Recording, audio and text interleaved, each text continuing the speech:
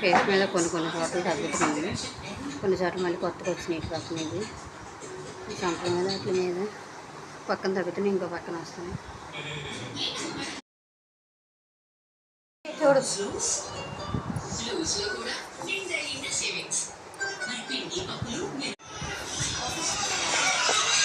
గురువారం చేపల కూర వండుతున్నారు. బిర్యానీ తినాలనుకుంటుంది అనేసరికి ఇక బిర్యానీ చేసి అనమాట. చేస్తే 2 పూటలు తింటాం కదా, హోటల్ నుంచి అయితే ఒక మూలం రాదు. చిన్నోడికి స్నానం పోసేవాడు తినకూడదు కాబట్టి అడిగేమో మాత్రం ఉంది. పెరుగు అన్నీ ప్లేట్లో పెట్టి దిష్టి తీశారు మా వారు. నాకు మా పెద్దవాళ్ళకి కళ్ళు కూడా తీసుకొచ్చారనమాట.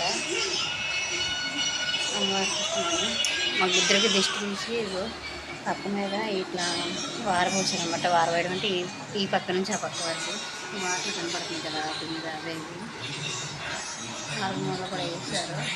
ఇది చెప్తున్నాను, అమ్మవారు సెలవిస్తే బాగుండు. మా పెద్ద వీడియో చెప్తున్నానని దాచుకుంటున్నాడు ఫేసు.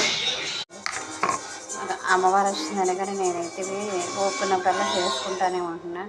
ఇడ్లీకి పప్పు నానబెట్టిన, నిన్నైతే దోశకేసిన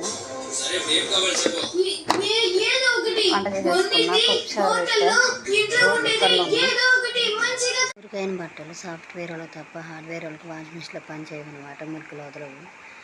సాఫ్ట్వేర్లకు ఆఫీసులో ఉన్న వాళ్ళకి అయితే అట్లా ఇట్లా తిప్పి వదిలితుంది. ఇంత మురికున్న బ్రష్ కొట్టి జడుచుంది పోయేది.